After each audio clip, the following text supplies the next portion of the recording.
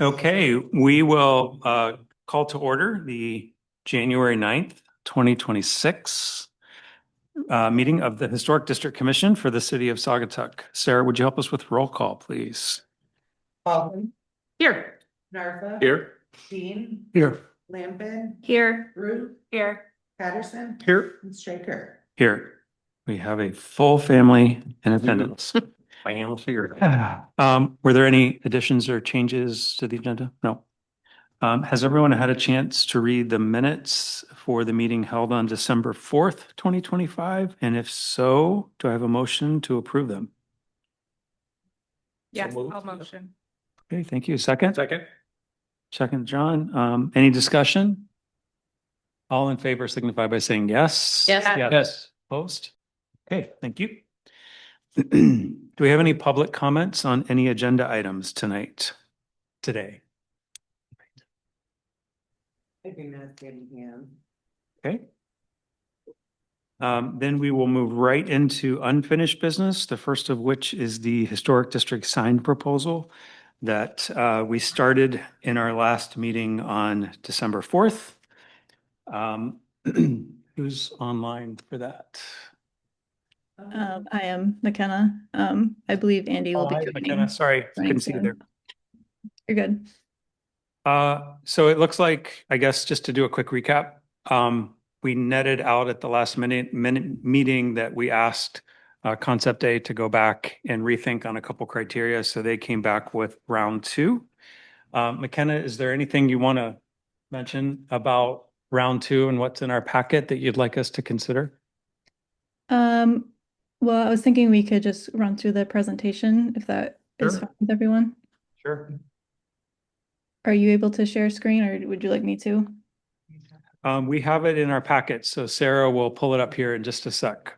And you tell us, we'll tell you what page we're on. Okay. If you want us to go to page 9, which is the round one feedback. Yes, please.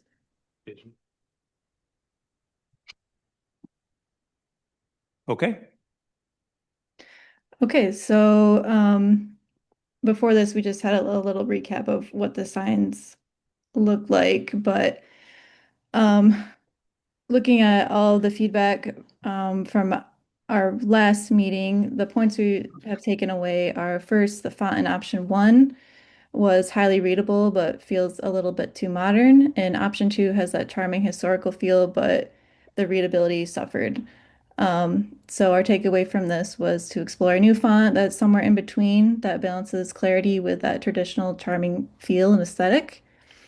And our second point that we took away was that the weight of the illustrations in option 3 at the bottom of the sign worked well, but the illustrations themselves felt overly branded and the icons were a little bit too busy for the application. So our takeaway and to-do item from that was to find an alternative way to add personality and visual interest, something a little bit more subtle and audible to the area, but not making it feel like this brand or logo. So if you go to the next page, so we have two different directions to show today. So this first one, when thinking about how to incorporate a little bit more personality into the sign that wasn't like this icon direction, we started thinking about patterns and we started thinking about all of the architecture that's around Saugatuck and all these historical buildings and the ornate patterns and designs and flourishes that you may see around and in the buildings and around signs. So we drew a lot of inspiration from that. And in this first direction, we were inspired by the cornice that's on the Butler Pantry building, which, as you probably know, is the oldest existing retail building in Saugatuck. So we felt like this was very fitting and a very strong case. So when you look on the building, there's kind of this checkered pattern with the squares we thought was really nice. And so we're incorporating that on the bottom of the sign just to give that little bit of pattern, a little bit of personality, and to help draw your eye to the bottom of the sign. And we also updated the font to a taller serif to help improve that readability. And the serif font, it's very similar to the font that's in the charming option of round one. It's very similar. The serif is very similar. It's that traditional feel. But again, the letter forms are just a little bit taller and skinnier, which really helps the readability here. So if you go to the next page, this is a second direction, similar thinking, how we're looking at and taking inspiration from different signage and buildings around town. And then it doesn't necessarily have to be this one-to-one copy of what's around the buildings, but I think it's the idea that we're looking at all of these decorative elements and that what makes Saugatuck very unique and charming and trying to incorporate that type of design into the sign. So this direction is another take on that, a little bit with this flourish in the corner, drawing inspiration from some of the buildings and signs that you see in the top corner of the page. It's a little bit more subtle detail, but it still adds this refined decorative touch without overwhelming the sign and helps draw your eye to it. So the next page is just showing those two directions side by side so we can compare. The only difference again between these is the pattern at the bottom. And the last page of this is just showing that font from round one, that charming font that we liked, the aesthetic and kind of look and feel of, compared to the new font. So you can see how it's very similar. If you look at the characteristics of the serif, they feel very similar. It feels very traditional, but the letter forms are again just a little bit taller to help that readability. Thank you. Can you go back to page 12? Thanks. Before we send it around the table, McKenna, do you guys have a recommendation? I mean, we feel that direction one is the strongest here. I think the pattern at the bottom is very strong and bold and helps draw your eye a little bit more than direction two. I also think it has just a little bit of a stronger kind of connection to the area. Um, but Okay. that one's feeling pretty strong to us. Okay, great. Let's just go around the table. I'm gonna stop going to that end and that end and just whoever wants to jump in. I feel like we're always picking on the end people first. So who would like Jump in to first. jump in? Okay. Yeah. Thank you for doing a second round, McKenna. I think it was well worth it. Though I loved your first options, I agree with your recommendation that the first one is really strong and draws me in, and it's so much more readable, the font. Love the colors. I like everything about it myself. Thank you. Anybody else? Yep. Okay. Oh, go ahead. We'll do that. Yeah. Yeah, I agree with John to the direction one's preferred. I really love the dental detail. Dentil. Thank you. You know your stuff. Get that right. And the taller serif absolutely improves it. So the whole, it's beautiful. Great. Okay. I agree with everyone's sentiments. I do want to just thank both the way that you took our creative sandbox of feedback and narrowed it down to these two options. I think you did a wonderful job in this presentation. And I am always team dental molding. And I think it's such a charming nod to that building. And it adds this sort of quirkiness, different than the flourish that feels very Saugatuck to me. And I just want to return back to a thank you to everyone here, because I think that just the level of attention and feedback that we all gave at the last meeting to this is really in keeping with our purpose, which I think will come up several times in today's meeting. And so I think just this exercise is a really good example of how committed every member on the board is to the purpose.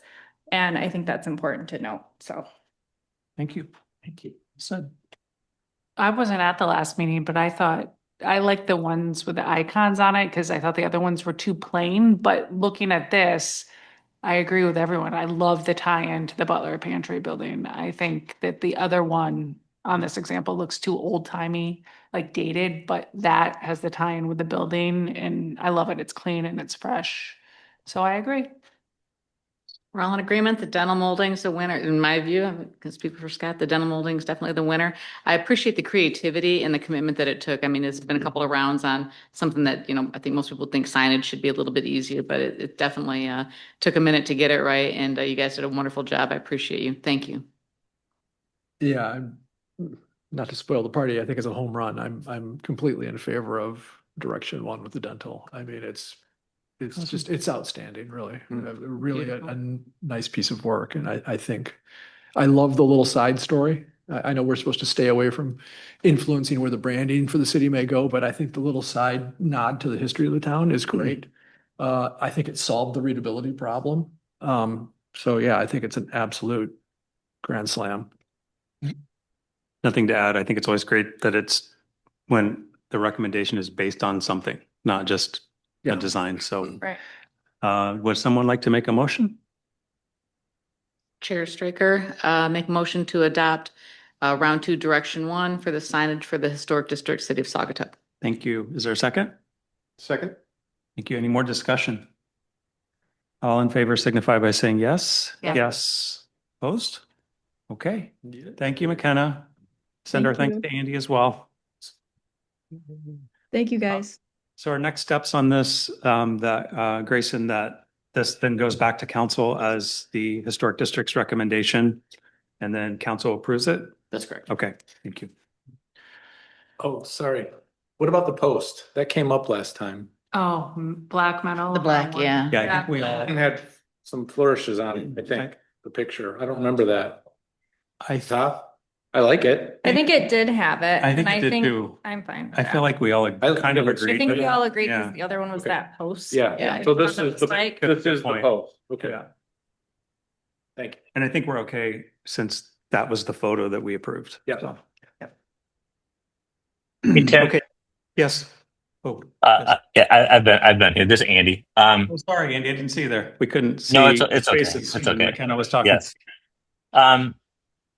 As a follow-up for us, kind of to put a closure to this, if it's accepted, I'm assuming that you want us to help figure out fabrication ideas and plans for that cost. That would be great.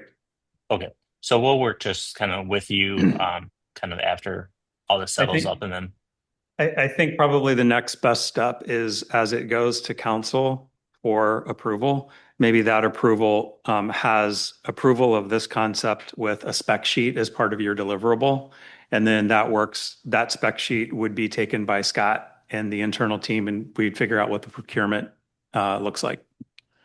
okay, I had one I more. think that's a good idea. Yeah. You might have dealt with this last time, but we're putting it in 3 locations.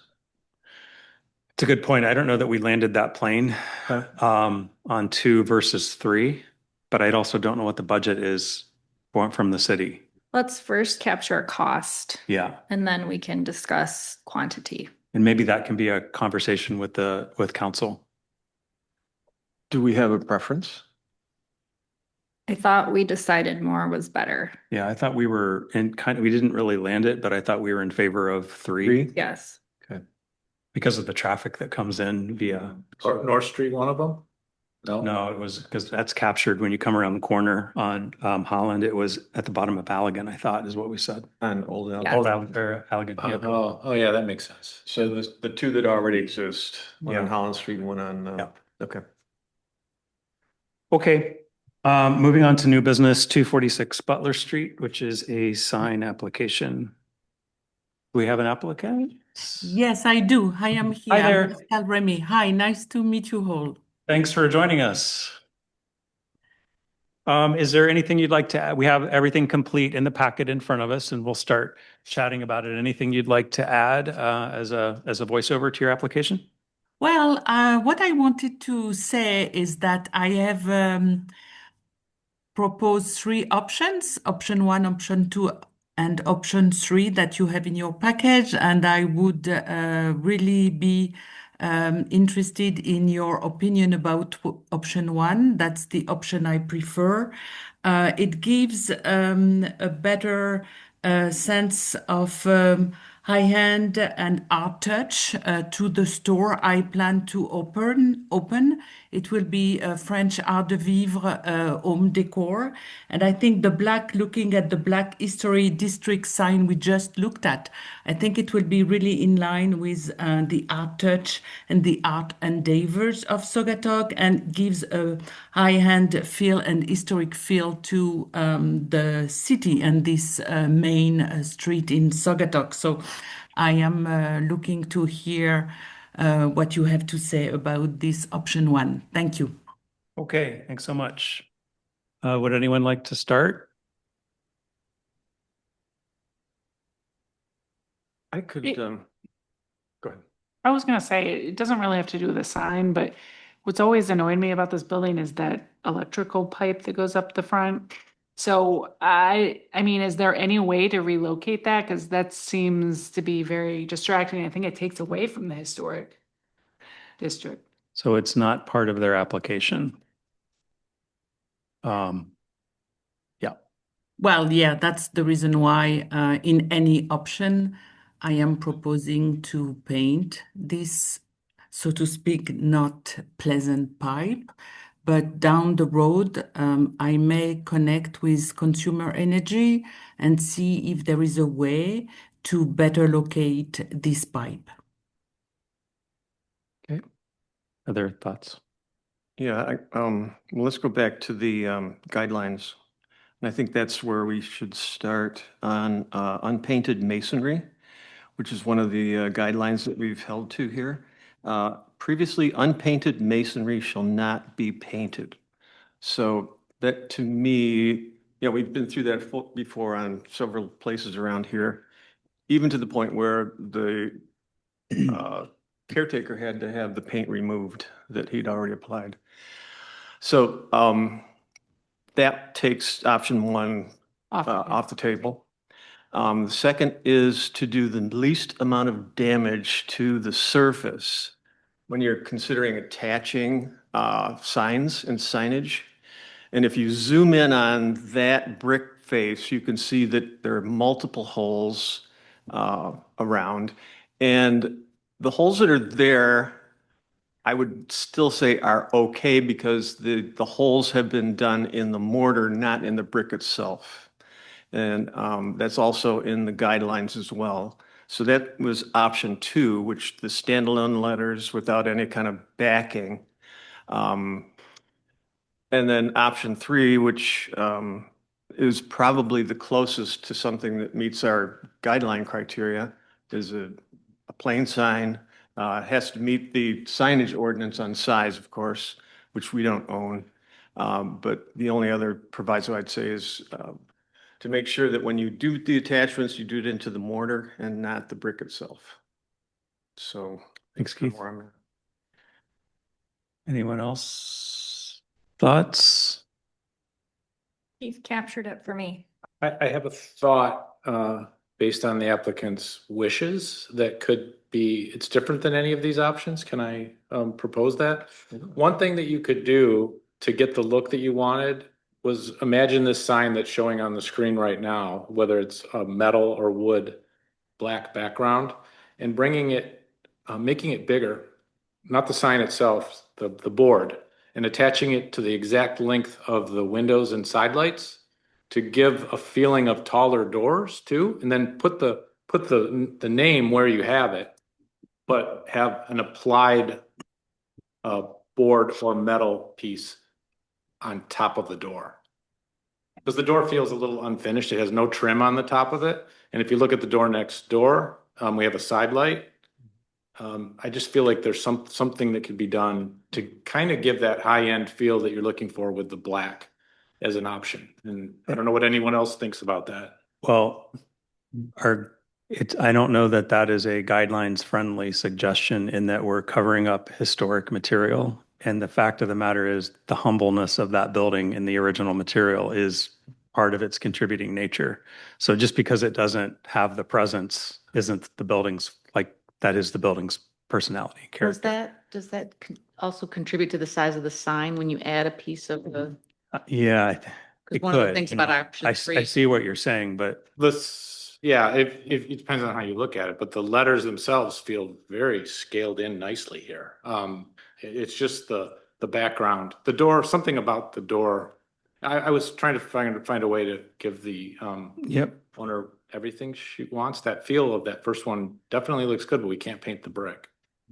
Well, I guess I mean, I hear where you're going. The only thing I would say to that, in addition to what I said, is we've had other instances where a move on a contributing structure that changes its architecture has been a challenge.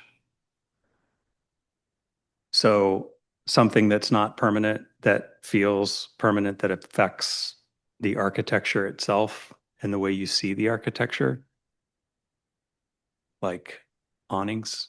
Well, there was an awning here before. Well, yeah, what right? happened to the awning? I have that in my list of No, questions. I just mean in other Other- applications. on There that. was a Yeah. fake awning. Yeah. It There's couldn't a have been picture original. on page Pictured on- 15. Yeah. Yeah, 15 of the packet. And it Show- took up some of that space, that negative space. So I don't know. If nothing else, the door does not look like it fits the historic district. There needs to be something on the top of the, We approve that. yeah, but I mean the trim on top, maybe some trim on top. That's what I was. It looks It unfinished. looks unfinished It looks like it should have a limestone sill or something, or some, even to match the door, something to cap it off. like a header. Some sort of, I agree with you. The doors themselves look good. in the To window. Tim's point, you're trying to fake in a transit window-ish and make it look at architecturally different than it is. So just, is a- we should remember this is a sign application. Application. This is a sign application, not a building application to Right. redesign the front of the building. The fit the district. I'm intrigued by John's argument, though. I mean, given that there was the large shaked overhang of the initial structure, which did, I think, set it off from the other shop. I would think, you know, as a business person, this is one of the complicating factors, is that it's hard to tell that there's a separate entity there because of the same brick that runs across there. So I personally, I think John's idea had some merit in terms of going bigger with the black over the door, because it does sort of say, okay, there is a separate entity here. I understand. I think, you know, I get the rules, and so I'm not going to argue the point. I'm not going to, you know, I can't, but I liked the all black first, because it clearly set that off as a separate new shop, but I understand the guidelines, so I won't belabor that point. And I'll just finish off mine saying I would have chosen number 3, which is just the black sign. Right. And then that made me think of, well, it could be expanded a little bit, but I like number 3. If we're limited to those 3, I think that fits. Well, the guideline. yeah. Fits the I am guideline. not sure I will go with option 3. Maybe I don't put anything because I feel I will not be really visible as a high-end store.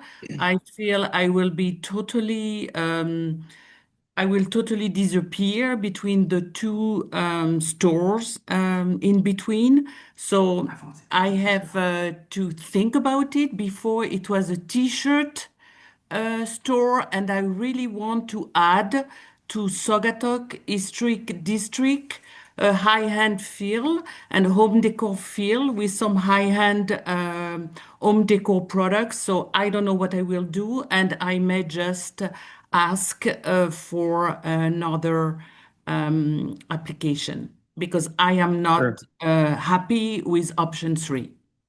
Okay. In your ideation, did you consider a blade sign?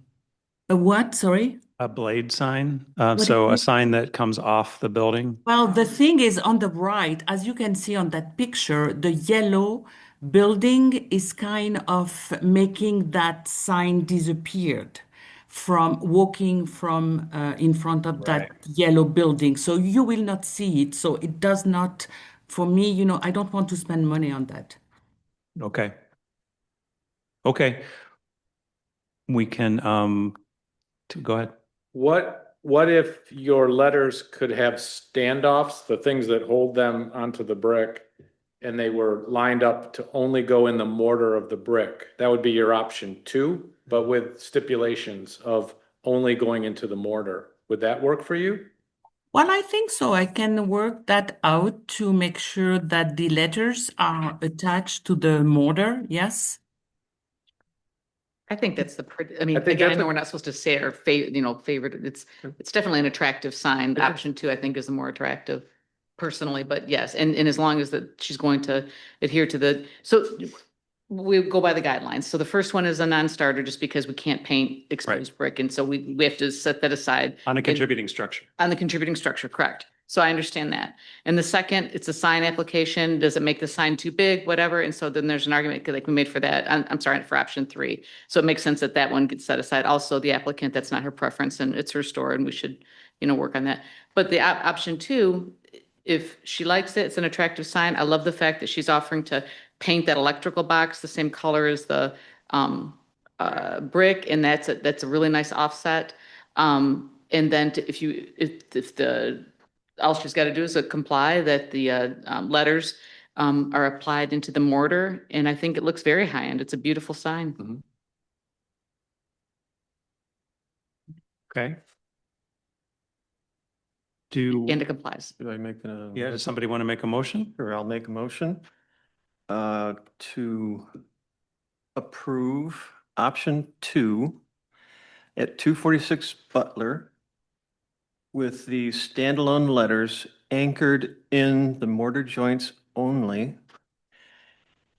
And it's up to in addition to that, the owner is free to paint the exposed conduit and meter to blend in with the brickwork, but I don't think we need to approve that. Yeah. Okay, do I have a second? Second. Any more discussion on that? I would add, I guess, that if this motion passes, that if that's not what the applicant wants, you can come back and suggest something else. Well, I like option 2. Thank you. I Okay. appreciate your Okay. opinion on that. Okay, so all in favor signify by saying yes. Yes. Yes. Opposed? Okay, thanks for working through that, everyone. you. And thank you for working with us on it. Thank you so much. Okay. Next item is 250 Mason Street. Exterior modifications doesn't seem to do it justice as a header. Please introduce yourself into the mic and let us know if there's anything in the application that you want to call out or chat about. I will also note that I met with the applicant. We went on the property and I went over this with them, and just in terms of helping understand what guidelines kind of apply to their structure. Perfect. Well, thank you all for reviewing our packet prior to today's meeting. My name is Kendra Skierhorn, and I am the property owner at 250 Mason Street. I'm here along with my husband, Curtis Skierhorn. He will also be serving as the general contractor on this project, both exterior and interior, just so everyone has a little bit of context of the overall project. I think everything is included in the packet, but I can give you guys just kind of a quick overview of the project and then answer any questions that you guys might have of things that were in here that need a little bit more clarification. So just a little background, we are both West Michigan natives, so we're locals to the area. We live about 15 to 20 minutes away, so we love West Michigan and Saugatuck and know everything it has to offer. So we're really excited about doing this project and reusing what has been there for 160 years in totality up the hill. So we understand the history that Saugatuck brings, and we're excited about this project. We have all the information in the packet is phase 1 of this project. So the project is broken into 2 phases. Phase 1 proposes the exterior changes that you see in the packet, and then also interior, looking at 5 guest rooms for a bed and breakfast on the main floor. Phase 2 looks at adding 4 additional rooms in the existing structure. So 4 rooms upstairs that includes above the level of the sanctuary, and then also a plan proposed for the bell tower suite, in which you see in the southeast facade there in the corner. So that's kind of the overall scope of the projects. We do understand that obviously when we come back for phase two, that we will come back and ask for any additional exterior changes. So today we're really just focused on phase one for the exterior, and that's everything that's included in the packet. Any questions on anything that was seen or anything you want me to delve deeper I into? think we probably do, but we'll go Yeah, around the go table. ahead. Who would like to start with questions or clarifying comments? Can I start with the top one that I'm concerned about? Yeah. New windows replacing chapel stained glass. I think it's a chapel. That removal conflicts with historic guidelines, altering historic window openings. And I thought that it was mentioned somewhere there's an egress requirement. And if there's something that technically or by some other set of requirements is something that drives that, that needs to be understood by this group. So the stained glass is on the inside here. It is actually on the outside as It's well. on the outside? Okay, that's why. Yeah. It looks like it's on the inside. Yeah, so from the exterior, and I put a little bit in here, so I'll give you a little bit of history. So the building was originally, at the top of the hill, it moved down, and the main area in the middle is what was moved down in 1914. And so in 1915, they put 17 stained glass windows in. So those are the main windows that you see on the outside. And then we presume in late 70s, they added the two rooms that are on the back. And at some point, these windows got added, these stained glass. So they are not original to the building. We believe late 1970s. They also do not match the rest of the windows. The other thing, there's two reasons for removal, if I'm being fully transparent. One is they don't match the other ones, and two, they are rather religious in nature. So the other ones are a little bit more, a little bit more neutral. And so we really love that that can be integrated into the building, both internal and external for the people that visit. We feel that it's art, right? It's original, it's art. And so these ones give a little bit more religious context. And so our proposal here, it is on the rear yard. It's not on a main facing street, not on a front yard. It's in the rear. They're very difficult, honestly, to see, even if, that picture is pretty real there, the before, to see. I did put the interior for you. I know, Tim, we had him come in the building and he was like, oh, and then you saw the inside. It's a little bit different from the interior that you do see a little bit more light coming through. So this area in our plan is turning into a bedroom. And so we will need egress there. And so our thought is these two windows are the two that we do propose. We do want to emphasize that we're saving 15 of the 17 that they originally had. The two are already inside. So we're actually are saving all 15 original stained glass windows in their current setting and opening. And so, go ahead. Let me just react to you. Go ahead. Because I had your comment. I had your exact reaction when I went and visited them. Yeah. They look like the other windows from the outside. Mhm. When you get inside, they are giving 1981. Like, they are clearly not historic.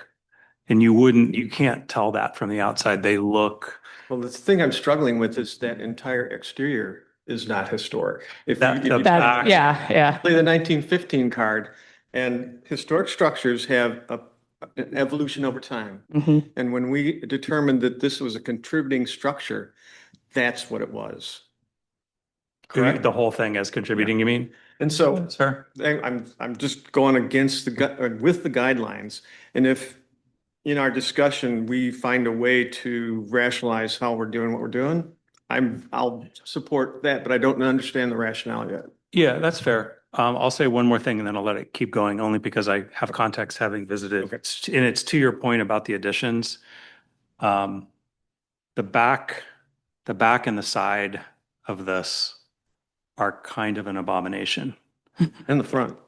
Well, no, I mean, like the front of the, like everything, like you're saying, it's pretty pure except for the layers of siding and all that kind of stuff. But maybe if you go back to, yeah, thank you. That little shed roof to the left was never there, and the shed roof to the right was never there. This was a cross-shaped chapel, like most churches. in the roof lines, the intersections, like, and I know you have consideration in phase two from what you shared with me of cleaning a lot of that up.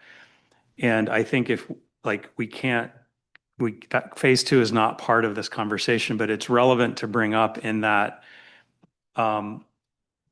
the stained glass kind of fits into the same category of like when it was done and what it pulls away from of the true contributing part of the original structure. So that's just context. You're not wrong in the way you're interpreting guidelines because everyone can look back at a point and usually it's 50 years to say, I don't care if the thing was 200 years old, if it was done 50 years old, that tells a point in its history and evolution. But just for what it's worth. Okay. Understood. I could, oh, sorry. Anybody else? Well, I have thoughts. Oh, go ahead, Okay. Scott. Oh, thanks. First of all, thank you for trying to put this property back into productive use. This is, in my view, and I try to keep my historic district hat on here, but I mean, this is exactly what the city needs is more accommodations close to the business district. So thank you for taking this project on. I'm thrilled about that. I did look at as many historic, I've been in it once and I've looked at as much that I can find in terms of historic photos. And I agree with the chair that, this building has changed significantly over the years and so I'm of a mind to be as helpful as possible within the guidelines to make this project successful because it's for the overall benefit of the city. But I may be getting out of my lane in terms of being a historic district commissioner, but that's how I feel. Okay, thank you. Leah, did you? I thought everything looked good, but I know that we do have to have the historic hat on, and I guess if it's black and white, I sort of agree with Keith in this, we can find a way, to go against what the guidelines are. I think that's a good point, but I agree. I think everything else looked really good. I have a question. So when this building was sold, it was done with the knowledge that this was going to be a B&B. I don't know where the intersection is of, they can't have rooms there without an egress. Like they have to have this in order to operate in the way that this was sold to them and approved in that way. You would never have bought this building, I don't think, if you didn't think that you could put Something, bedrooms there. yeah. Yeah. So you can't have a bedroom without an egress. I feel like anything we look at, whether we have our historic district commissioner hats on or not, everything is going to be pulled into a cost benefit analysis, my view. It's in the back. It's not original. You can't have the rooms. It can't function in the way that it's supposed to function. It can't be a beautiful new business in our historic district. If this isn't allowed, it would, to me, be not a hill that I want to die on. I think what you're saying makes sense, but that's the reason why there was so much interest in this building and not many people, because there was no guarantee that you could do this and make this into a B&B based on it being in the historic district. But these are really small things. I think these are really small things to ask for. It's not like, we want to rip out the whole front facade, get rid of all the stained glass. When you look at the entire application, I feel like the applicants are working pretty hard to stay within the realm of exactly how this looked, down to the light fixtures, the new signage that you're going to have. And I think that you've gone really out of your way to accommodate that. And for me, this does not seem like a big ask. And I would add that I think any number of individuals that were going to try to do something positive with this building would run into this issue of how they would manage religious iconography. I can't say the word properly, but that is an issue that would probably come up in any number of situations. I have thoughts. Yeah. Okay, I would first just like to thank you for how thorough your submission is. And also thank you for the care and attention that you have taken clearly to adhere to the guidelines. I have no issues with the windows. I think you can I would argue, not I think, I would Mhm. argue that those make this structure more non-contributing. And so in that regard, they should be removed. Hmm. I'm in favor of taking them out for that reason. And I think Tim saying, I mean, they're not original. So I don't think we have any argument there. The only thing I would maybe say, and looking at the rear elevation, is that perhaps those should not be a casement and maybe should have a check rail and be a double hung window, because then they match those other two windows, and that would be the argument that I would make. The other thing that I had questions on, and this is in relationship to the guidelines, and that is, I do want to verify, is this phase 2 or not, is the deck. So the decking material itself is a Trex product, and we typically do not approve wood stamped non-wood materials. Yep. And so I have issue with that materiality. I understand why it's not cedar, obviously from a maintenance perspective, but in other similar situations locally, what folks have done, because the natural wood material is harder to maintain, is they've done a concrete pad, and we have approved those. I think the brick masonry detail that you have there as a paver would be really charming on that. But I did want to defer to Chairman Straker. And then also, you did not specify the materiality of the newel posts for the deck. And I do appreciate the architectural detail of the rail having a nod to the windows. And I do think they're very charming, but they're PVC. So again, I have an issue with that. Those were my concerns with your application. Outside of that, that was all I had. You were going to say something? I was just gonna say, how do we look at the guidelines? Because I agree with you. I think it would be good to get rid of those windows, but if we're saying it was historic based on this time and nothing can be changed, isn't that setting a precedent? Not necessarily. I mean, you want me to jump in? Sarah, can you go back to that rear view again? I want to come back to your points though, Megan. I don't remember what page it was. Thank you. I think the idea that this whole elevation makes a contributing structure more non-contributing is right. And how do we make sure that the changes don't make it more non-contributing that they're asking for, which they're basically replacing everything pretty much like as, but better quality. Doesn't help me in terms of loving this elevation, but I don't think it makes it more non-contributing. It makes it function for them. Mhm. So that's where like I can get around the windows. I think to Scott's point, we have looked at entire properties before. Old Pike would be the best example that I can think of. And I think because that applicant, like this applicant, is really trying to go above and beyond and saving things and protecting things and doing the right thing, there are things here and there that if it is on the back or on the side, or if it's secondary or tertiary, we sort of acknowledge that for the greater good of what's being saved. We did that with Old Pike. Otherwise, that main house at Old Pike never would have been torn down. But the fact that the cottages were saved, and that's just an example. So maybe that helps a little bit. And the last thing is I can't emphasize enough. Like even in this photo, if you look at the foundation, you can see what was the original structure because of the textured brick versus the right and the left, which wasn't. So we already know that those are additions. Like that's the honesty that's talking about what is truly original and what's not. And I don't think they're making it any worse. And I don't think the removal of those windows makes it any worse.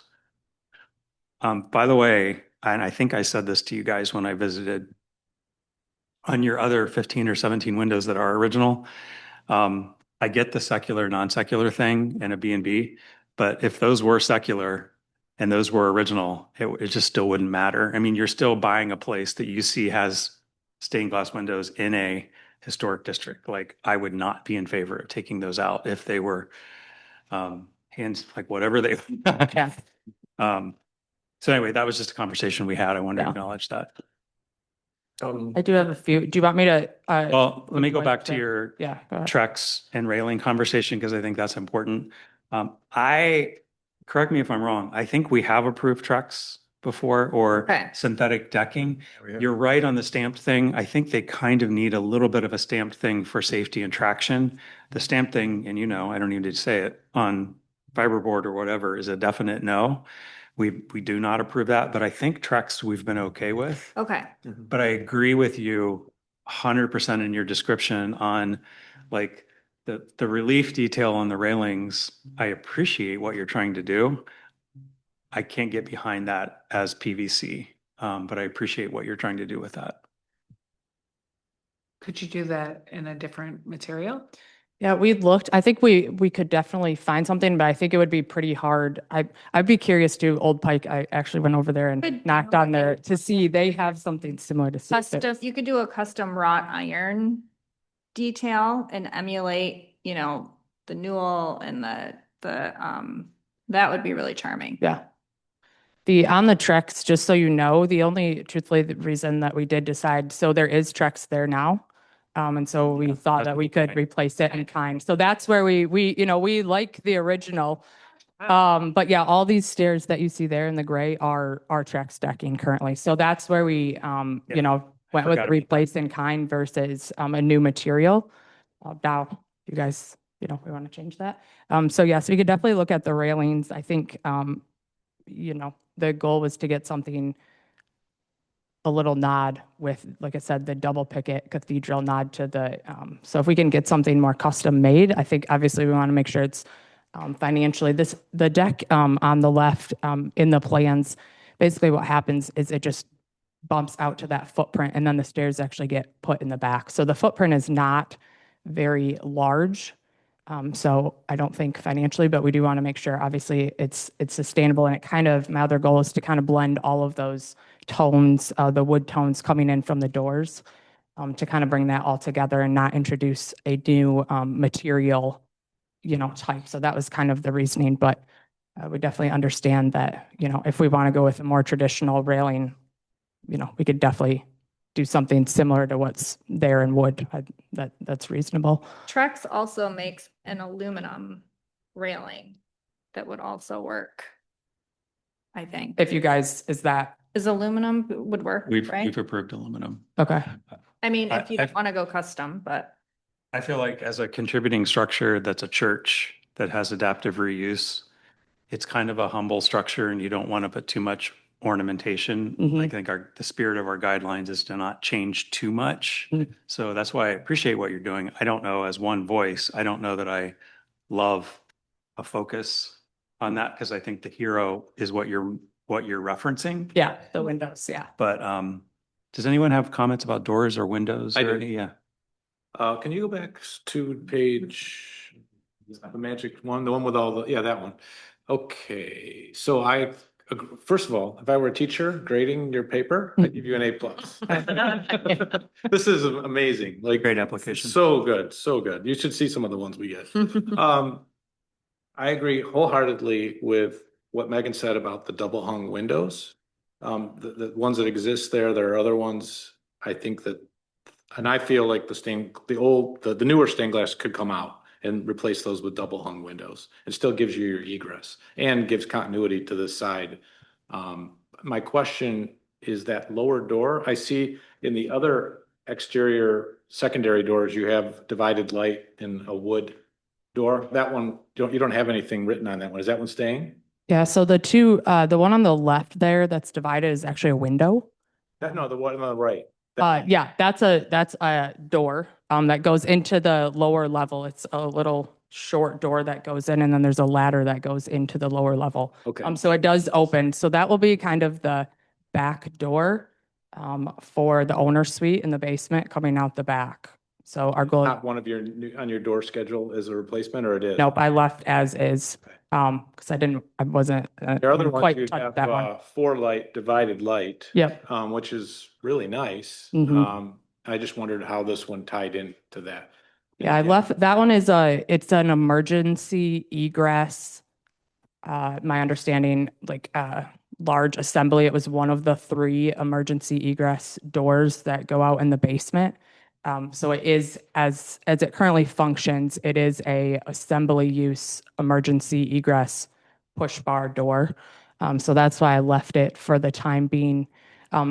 Just a little note on the replacement of the windows, we're absolutely okay if you'd rather see double hung in the middle. I think part of our goal in replacing those was, once again, to be as close as we could to what you see there with the stained glass, which to us was the single casement. So that was kind of the purpose for that. I did want to touch, just so you guys have a little bit of perspective on the change of occupancy code for the state of Michigan. There is some building code that basically says, you know, in the historical buildings and with change of use. So in our case, we're going from a church to a single family residence.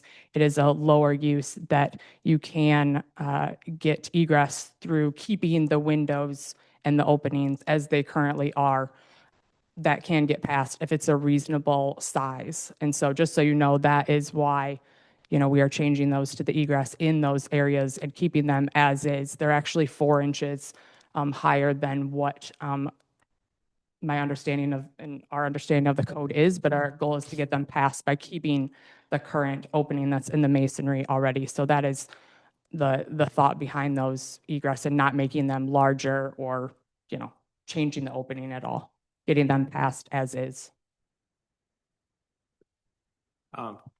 And I mean, if you had wanted to keep those, or if anyone had a strong argument to keep those as casement, you could reuse the stained glass, but you can make a new frame. But I don't recommend that or see a need. I agree with you, Megan, that they just don't need to be there, in my opinion. Just, yeah. And I think I could live with casement windows as long as all of them match on that side. But I'm drawn more toward double hung because you have them elsewhere. And you're replacing your double hung with double hung, right? It's like as.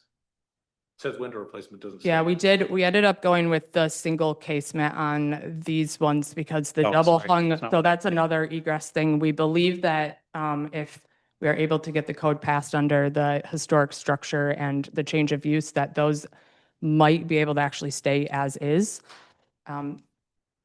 But if they cannot, then we will need them to be larger, which would then push them to potentially the casement versus the double hung. Right now, as it stands, they're a little short of egress. So that's why we thought, let's put the casement in instead of trying to, you know, if the code says that we need to have those as larger openings, but. Sarah, can you go to 54, please?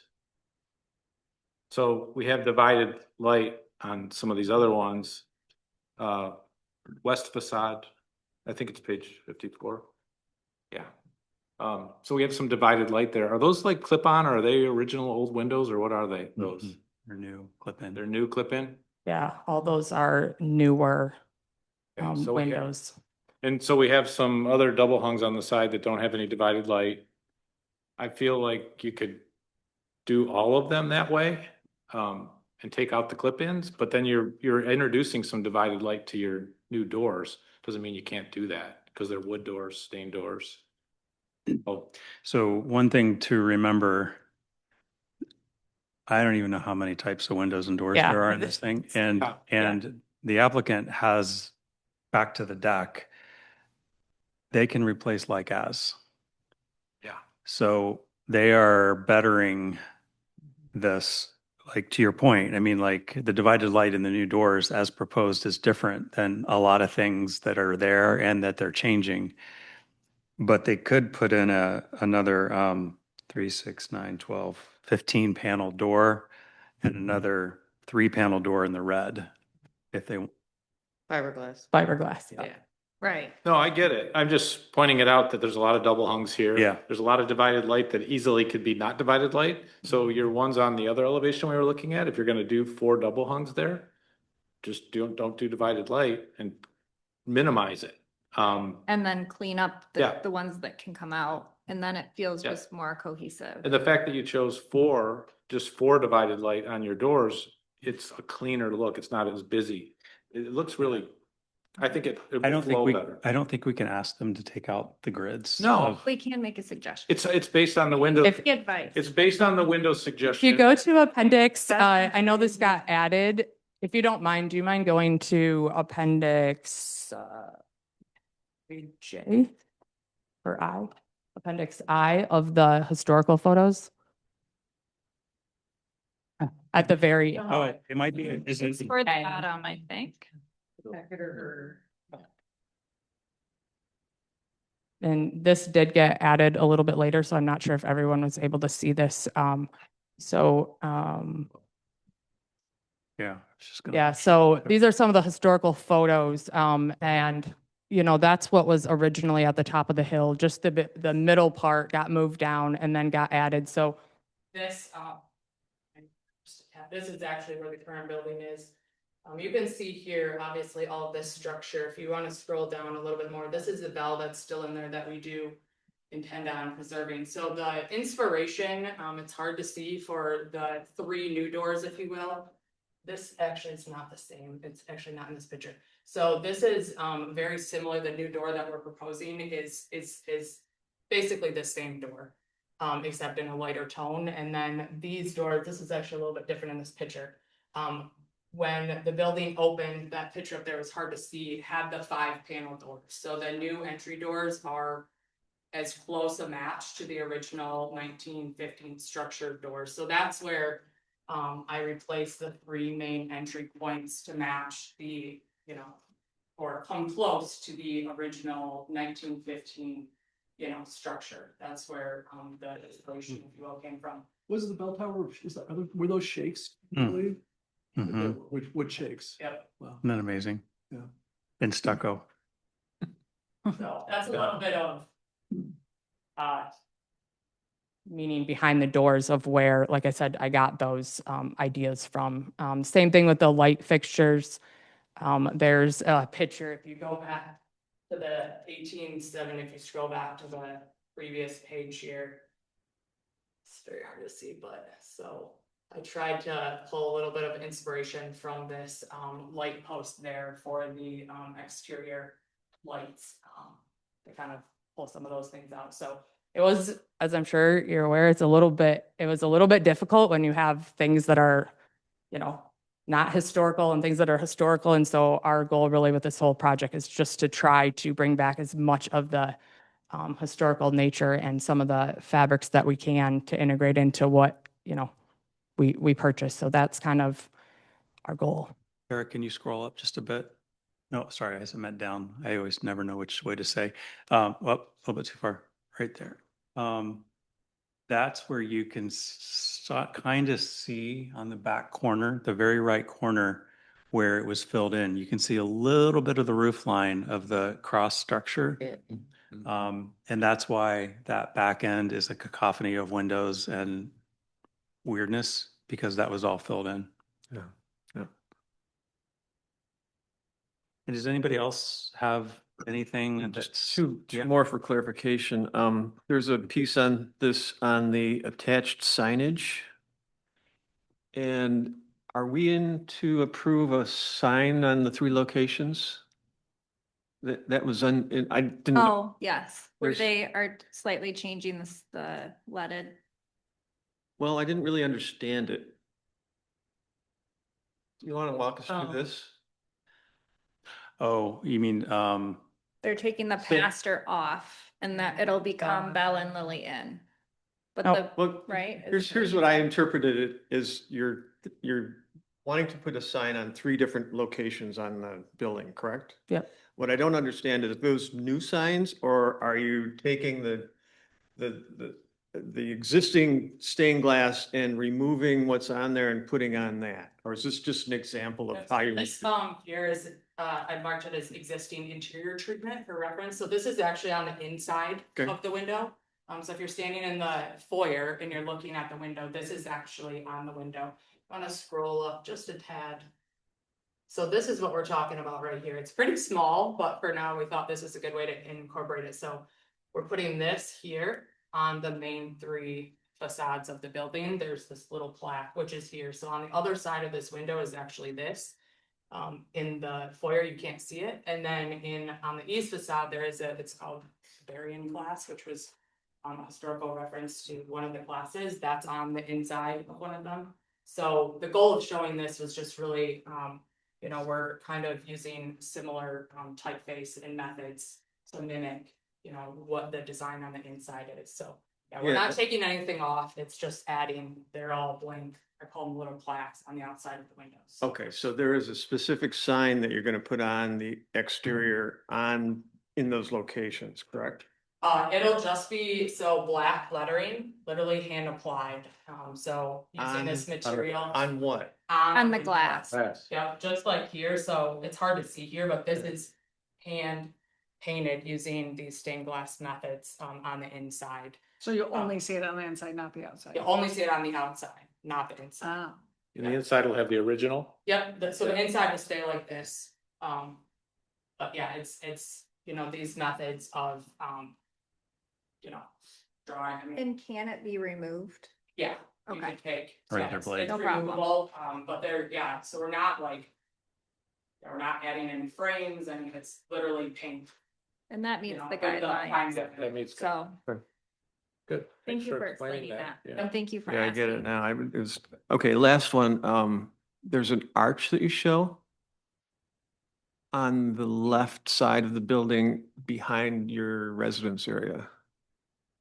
Oh, Right you now, mean it's the a lamp. lattice work, and then you show a kind of is that the design that we're gonna approve? Is that part of this package? Yes. And do we know what it is? Cedar. I didn't see anything other than these two images.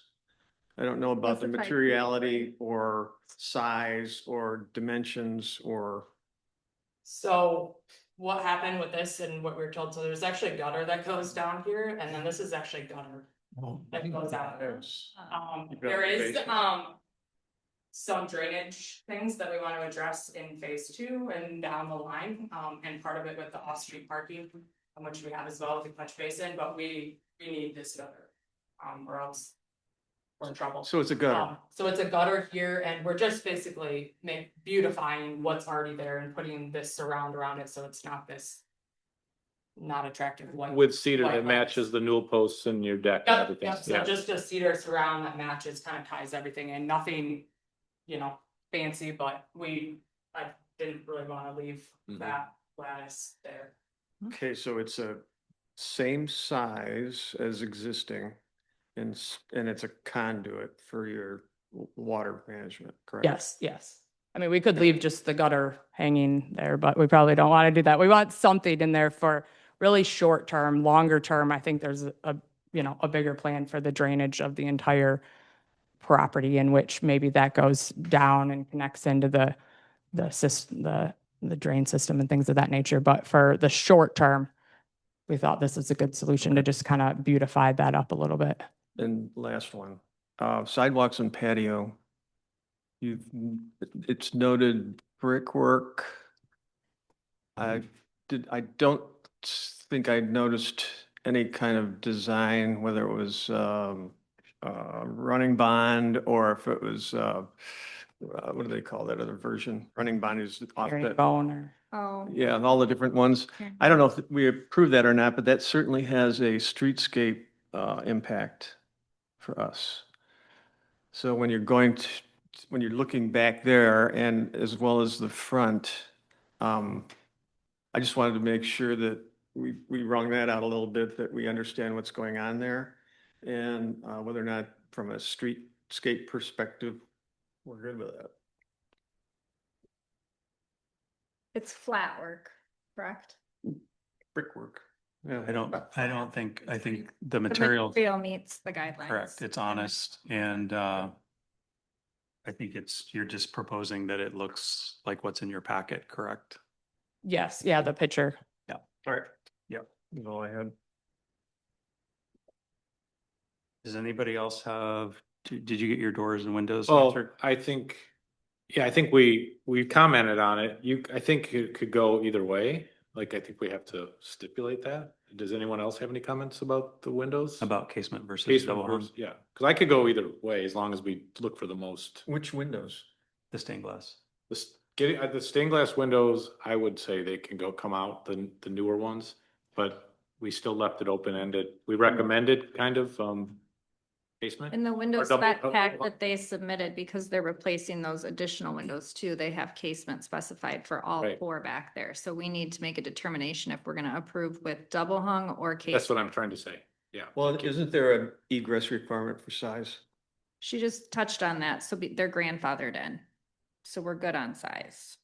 Oh. Right? And We believe that those side ones, they're a specific hinge, and so there is something to be said that I think if those do change to new double hung windows, that space would increase for the new egress requirement. So there is a possibility that with the new hinges and today's modern windows, that would meet the new build requirements. However, there may be a case in which these windows end up staying because they do meet the egress that is already there based on the change of use in the historical building status. Will you have that Other- figured out by the time you do the, Yes, we've Same. submitted our building permit, and so, pending this meeting as well. So it's going to come down to, reviewing it with the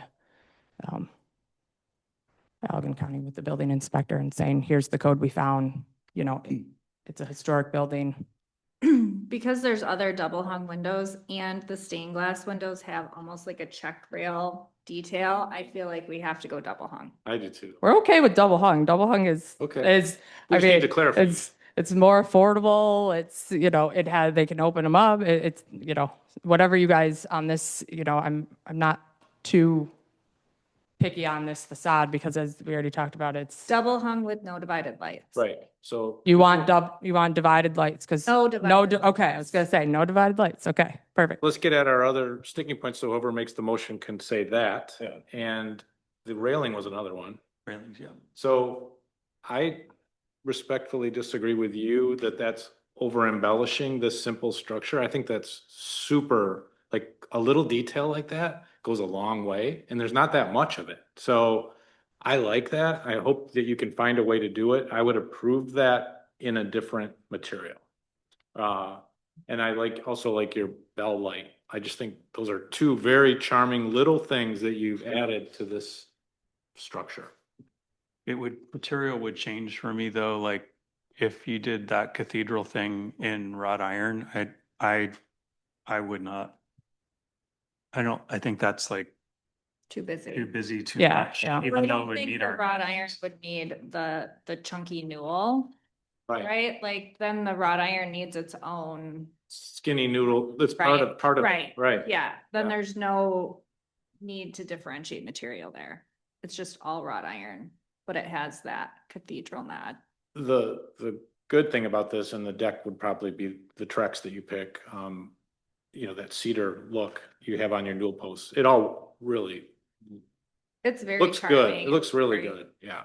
Honestly, really, our goal is to not honestly really be able to see the Trex. You should not be able to really see the Trex decking from the street or the side until you walk up the back Yeah. stairs because of the skirting around it. So Nice job with that cedar skirting. I think that's. Yeah. I agree. Yeah. So as is, I'm good with that. I think it's just the materiality. We have to meet guidelines. Right. And then otherwise, if you don't do this railing style, you're gonna do like straight posts or something. It just loses. yeah, that's My what I'm opinion. trying to find a balance Yeah. between, it's a pretty small deck. And so and I didn't really honestly touch, it kind of is in here, but this is actually a private entry for this room. So this room has a private entry and maybe down the road it becomes something else, who knows? But this is a private access and deck for that room. And so because we moved the stairs to the back, their goal is to be able to sit there, just 2 chairs. Yeah. And sit right here. And so my other thing is like, we want to kind of make sure people can kind of see a little bit out if we have all these. So something that's a little bit more open, I think it's more inviting so that they can see to Mason Street versus something like this that they're having to like look through, Mhm. you don't get much view, if you will. So that's what I'm trying to balance, something that it's pretty small, they're gonna be right kind of on behind the railing. Something that's a little bit more open to be able to visually see out to the patio and then to The- Mason Street. The thing that feels like successful with what you did is the fact that those are white to me. Yeah. I agree. Because if It's they're so wrought, nice. if they're Well, wrought and iron, it's gonna feel like you went to Lowe's have a and custom, have that done custom in wood too, you know, I mean, I'm sure you can, right? Yeah, There's they gotta be basically something. cut out a pattern. Right. Sounds easier. Yeah, it's, not- I mean, it could be Yeah. squared off and not, you know, it doesn't have to have a lot of embellishment to it. Just simple, it's like a cutout. Right, I think, yeah, but I think the way you've presented it is a home run, so. I do If we too. if we can stay there, I was really sad when I saw that it was PVC actually, cause Yeah. I liked me- it. yeah. I was trying to find something that was wood and I could not find anything that without being like super custom. And, you know, I did provide some of the pictures as well in the appendix. And I thought maybe that would help because they're gorgeous. Like they have the look of wood. It's just when you get up close and knock on them, they aren't. And so I did want to, you know, the Old Pike Cottages, I did actually go over there and look at their railing system. I'm not sure what theirs is made of, but it's very similar, I think. Could be helpful is if you can get a sample and maybe it's smooth, maybe, I don't know. Yeah. I mean, we don't typically approve it, but if we could see a sample, that might be Yeah. Yeah. helpful, so. Maybe. Yeah, you can order the little samples. I was gonna order one, I didn't get to it, but yeah, you can order them and, you know, the pictures of, if you scroll down a little bit, I think the what bottom, we're, you could see the, you know, they look Yeah. like I think what, that's- you know. I think that's fair. Like, I think there's a difference in our materiality. It's kind of the same as windows in a way where there are new types of vinyl windows that don't feel plastic and they don't feel like you go like this and they move. The photos of this doesn't feel like you would touch this and it Right. feels like a Yeah, Lowe's yeah. PVC fence. Like Right. that would be bad, but Yeah, it yeah, looks like a woodworker built those. It does. we can make the motion as is if you guys want and subject to approval of a, Sample or something, yeah, Sample, I yeah. think that's why. Because we don't want, I mean, we want quality too, right? We don't want something that's gonna be That's very. not that's appropriate very looking. The attention that you've Yeah. given, and we Yeah. really appreciate Yeah. that, your thoughtfulness. So right now we only have one change. Is there anything The else? double hung. The double, okay. do you guys, any other thoughts or things you want to poke at? Yeah, Nope, I think it looks great. would someone like to make a motion on this very complete application? What page? I is can it? try. I was Do gonna you want me say- to try? Go ahead. Okay, let me get to the page where it gives the motion. Okay, I gotta scroll down. It's page Okay, here we go. 43. The proposed addition includes horizontal clap, oh, wrong one. I went too far. What page is it? Somebody help me. Everybody help me. Or I guess I can. Oh, I'm on 7. 43. I'm way big. Page 43. Is it the red? It's at the bottom. Somebody, maybe if somebody's there, just do it. I can do won't it. be Okay, offended. go ahead. Chair Striker, I'd like to make a motion to approve the applicant's request for Phase 1 exterior improvements at 250 Mason Street as proposed in the application dated January 5th, 2026, finding the work to be consistent with Historic District Ordinance and Secretary of Interior standards for rehabilitation based on the materials submitted in the discussion at the January 9th, 2026 Historic District Commission meeting. Get back to that. Approval shall be subject to the following conditions. Replacement windows as discussed shall be double hung, not divided, and a material application shall be submitted for the railing as discussed in the meeting. Thank you. Is there a second? Second. Second. Is there any more discussion or modification? All in favor signify by saying yes. Yeah. Yes. Opposed? All right. Thank you so much for your effort. It's going to be great. Thank you. Thank you very much. Okay. Next is 640 Water Street. So 202 Butler's not Oops, in? 202 Butler. Sorry, I missed Butler. Went right by Butler. Went too far down the street. Do we have an applicant? Yes. Oh, Am I online? hi, Ron. Sorry. I see your name there, Mr. Schaefer. I just didn't Yes. see you. We have everything in front of us in our packet. Is there anything you'd like to give us an overview on? First of all, this was my first application to the Historical Commission, and I apologize for not matching the standards of the previous applicant.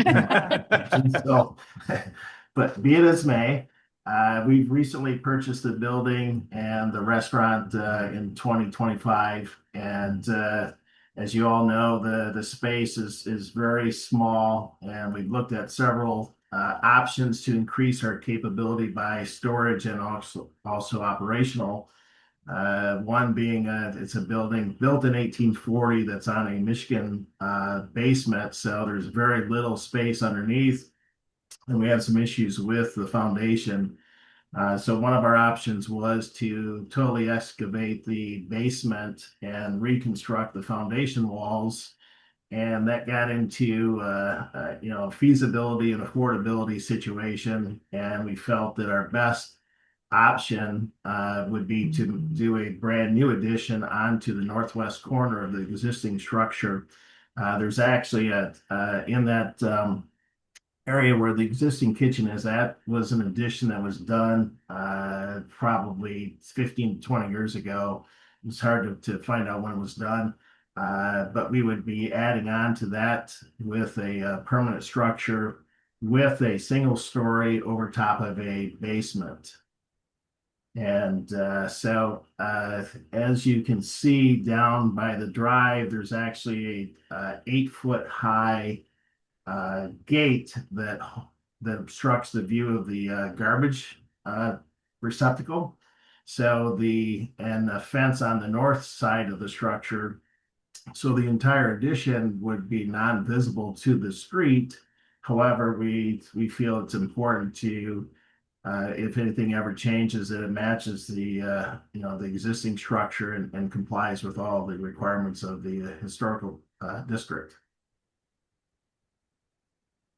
Okay. So we've submitted a schedule of use. We would go with hardy board on the side with a 7¼ inch reveal, smooth because it does not require the stamped texture on it. The roof would be a rubber membrane. The soffit and fascia would be a smart panel, which is again is a wood fiber material, and with the decking coming off for access to the single story would be a Trex product for the decking. The foundation would be a poured or block, cinder block material that would be visible by, I think, about 18 inches. And again, they are already obstructed by a fence on the north and a 8-foot high gate on the south, and buildings on both east and west side.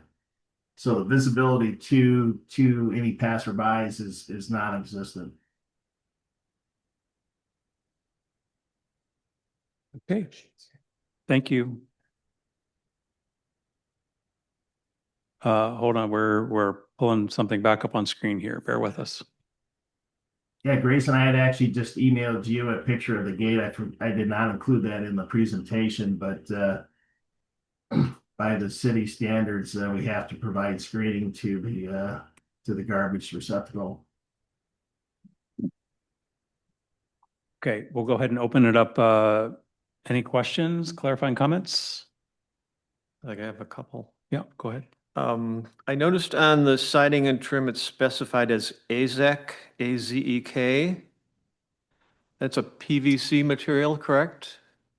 No, actually, but the spec sheet should be a hardy board cement plank, Okay. which is a cement board, and we specified as being the smooth option. Okay. Oh, So that it was should be my- cement board. Okay. AZAC is listed on the plan. It was on the plan, yeah. I didn't, But it's, I missed. it's AZAC corners, so the 1x4s are gonna be AZAC, but I don't know why they couldn't be LP Okay, but or Hardy. Yeah. like. so Yeah, for we'd actually put them clarification, as smart board. okay. got that. Other question, the loading dock design details, if you could go back to that original drawing, did I miss that there's a dock there with stairs and a door and decking? On the south side of the new addition? Correct. Yeah, to match the floor height of the current structure, it's about a 3-step drop. So Okay. that decking going into the building would be the tracks with steps coming off. And I think he shows 4 steps there. The current steps going into the building's 3. So the grade might be just a hair different there, but that would be made of the composite material. Okay, and then also there's a door there, is that spec'd as well? Yes, that's a steel door to match the current steel door that's in the southwest corner entrance. I believe there Okay. was a spec sheet there, but Yeah, I may have missed it. And then is there skirting around the base of that or is that open? the siding would come down to approximately, I think, 18 inches off the ground, and then it would be the poured wall or cinder block, depending on which wall that they have. Okay. And the swing doors that you have there that close that completely out, those remain? Pardon me? The swing doors that you have for access to that area, those will remain? Yeah, there is the new door on that south of the where the decking is. That's the only door in the new addition. No, I'm sorry, I'm not being clear. You have the alley swing doors, the big 8-footers that you mentioned, those are staying, is that Oh, correct? yes. Yep, those are staying. And they're, okay. That's all I got. Okay. Anyone else? If there, excuse me, if there is one new door, exterior door, do we have a specification on that? I'm not sure if I'd actually submitted that spec sheet. See it. I didn't see it yet. Did I have one in there, Grayson? No, it looks like you have it saying steel with half window, but the spec Okay. is with it. Yeah, it was a steel insulated door with a half light window in it, which matches the current door that's in the kitchen on the southwest corner. Okay. Thank you for clarifying. Anybody else? Anyone like to make a motion?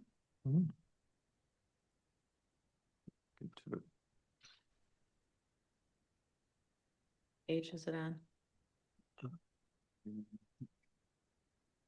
can get to the. Okay, I have it. There you go. Got it. I'll make a recommendation.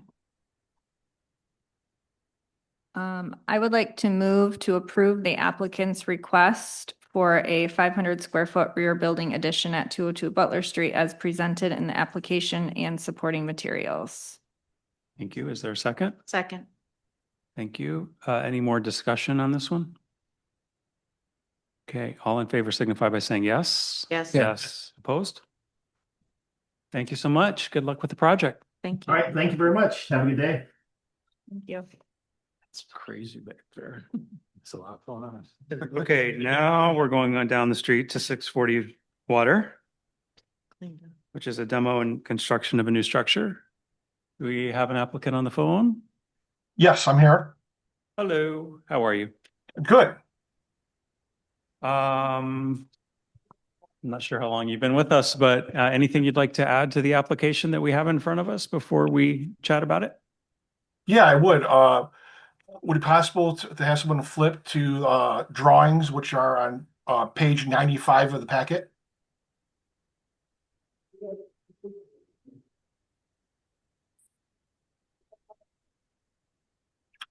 Okay, great. My name is Daniel Boggs. I am the architect for the project. I'm representing AMK Properties. This building here, we did a somewhat modern design with traditional forms. There's several renderings you can see of the actual design. We also have a couple pictures up in the left-hand side there to kind of give you a better idea of what the actual appearance would look like of the materials. We're planning to clad the exterior of the building in fiber cement siding, board and batten style. And we plan to use the wood grain with all of the pieces. This fiber cement siding, I think, has a very good appearance of looking like wood, but has a lot more durability than wood does. We've sent some samples to the city. I'm not sure if they've been received yet, but we have sent samples. Yes. Great. The roof of the building is going to be a standing seam middle roof. The intent with the building was to make it fit in with its traditional forms, but our intent was not to copy an historic building, so it is somewhat unique in nature. That's really all that I have, unless there's any questions. Okay, thank you.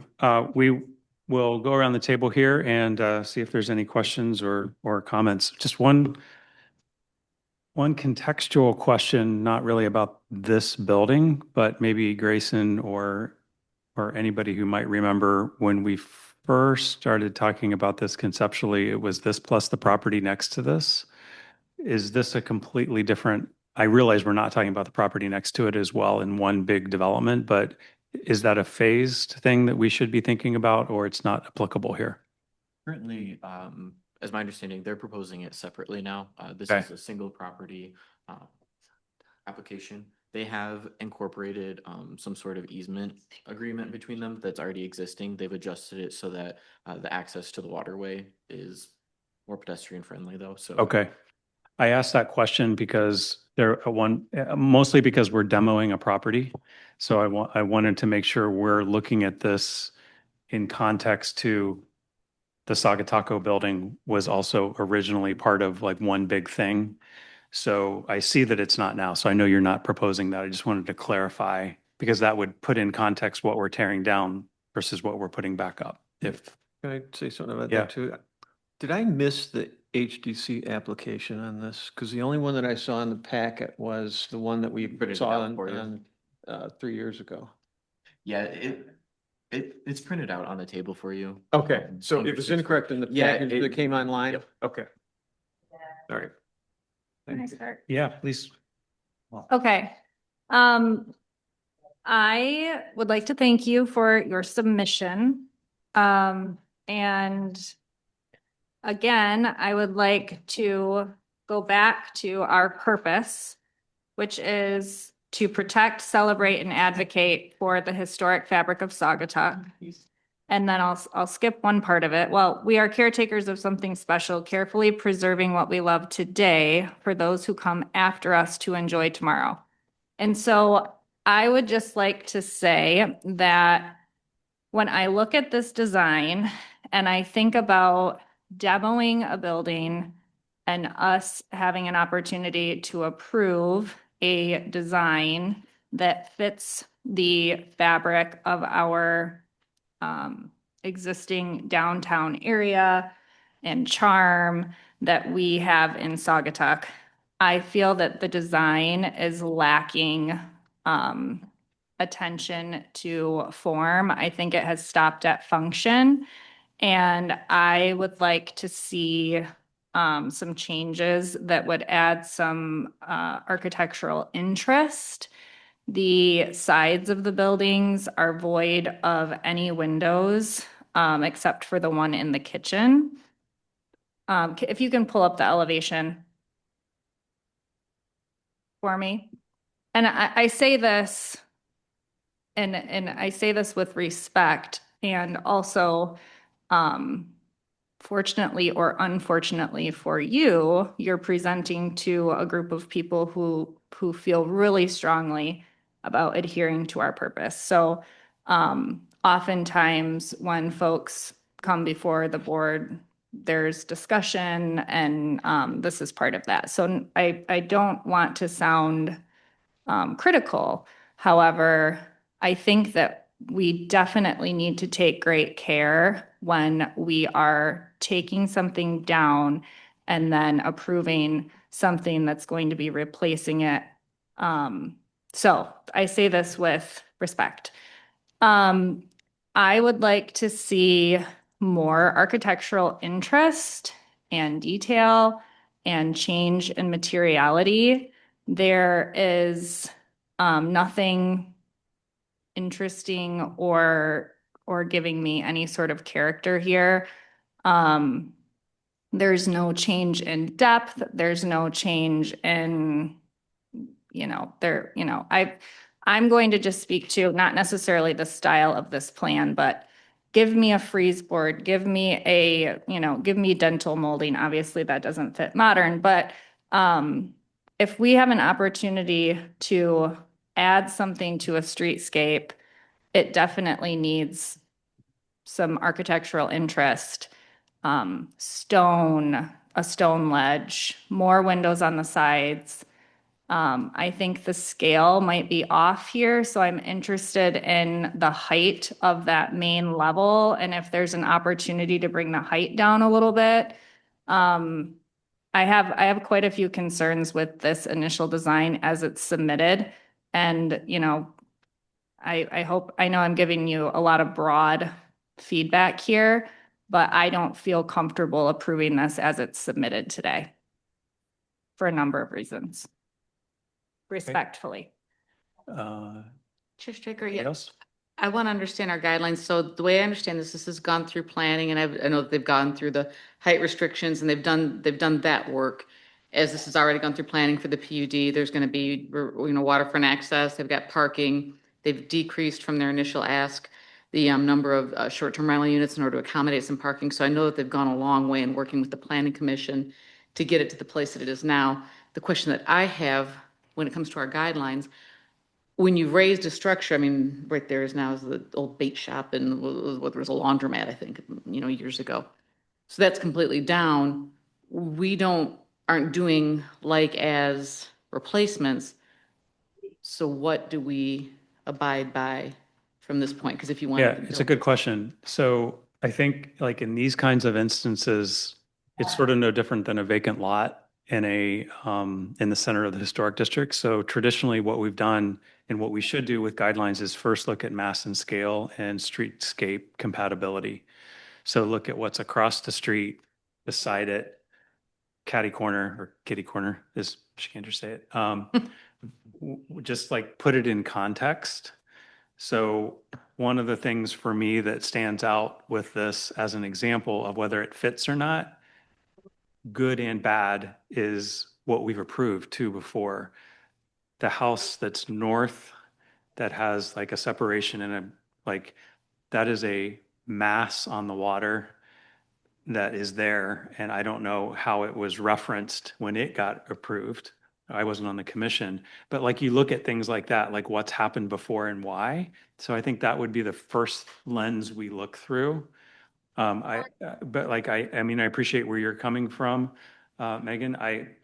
Before I would even go there, I would sort of ask, is the mass and the scale right for its setting? Is there an image in the packet? I don't remember seeing it, of what it looks like compared to the buildings next to. There's quite a bit of open space. There is. Around it. And then right across the street is Ida Reds, which is a tiny little building. And I really want to be mindful of us setting a precedent because I wasn't on the board when the home you're referencing or the mixed use building you're referencing was approved and built. However, even that building has some interest with the variation of roof line and materiality. There's stone on that. Not to say that it's my style or what I think fits our town, because I don't think that it does, but I also don't believe that we want to ever arrive at a place where we're walking down the street in Saugatuck and every building is void of charm. And I really don't feel that this design is one that, and I'm gonna tell a story here because we're missing our former chair who used to do this, but One thing that's really lovely with a former chair, Russ Gardner, is he could tell you historically a story about each building that was here and why it was here and what it used to do. And if I think about a committee sitting here in 10 years or 20 years from now, and maybe it'll be one of my children doing this work, I don't see anything about this that I feel intentional about keeping. And I think that's what we have to keep in mind when we approve designs and buildings in the streetscape in this town. So I just. And pulled- again, I say that with respect because I think this design, there's nothing wrong with this design. It's, if it's in a different place, it's the location for me. So I pulled up Google Maps and did a street view just to give you guys context of what's around it. So to the left is the bed and breakfast, and one more down, sorry, to the south. One more down is Ship and Shore. To the north is the old River Market, which is Sagataco, and then to the north of that is the Star of Sagatuck. Across the street is a parking lot, Ida Reds, some green space, and a utility building. And the next street down from that are the small condominiums, 2-story condominiums. So it's in a little bit of a mixed bag of an area. And I think the other context, scale and massing and the way it fits in the streetscape is we've said before that the river is a street. So we should consider the river a streetscape. This isn't a front and back situation. This is a front and front situation. So keep going around the table. Other thoughts, Scott? Yeah. I'll pick up on your comments, Mr. Chair. There's two pieces. First of all, as Member Baldwin said, we're starting from scratch basically, but this is a tear down, correct? So once again, if there are guidelines that we need to adhere to, even when it's a situation where there's a completely new build in the historic district, fine. But I think this does a lot of good for our riverfront because of the way they've done the first level where you can see through to the river. The fact that there's access now to the river for the public is huge. The more we can allow people to experience the river view shed, I think the better. I agree with the point. It would be nice to see it. It would be nice to see a rendering of it in context with the buildings immediately next to it. That would certainly be helpful. But unless there's some, this is completely outside the guidelines in terms of design, structure, materials.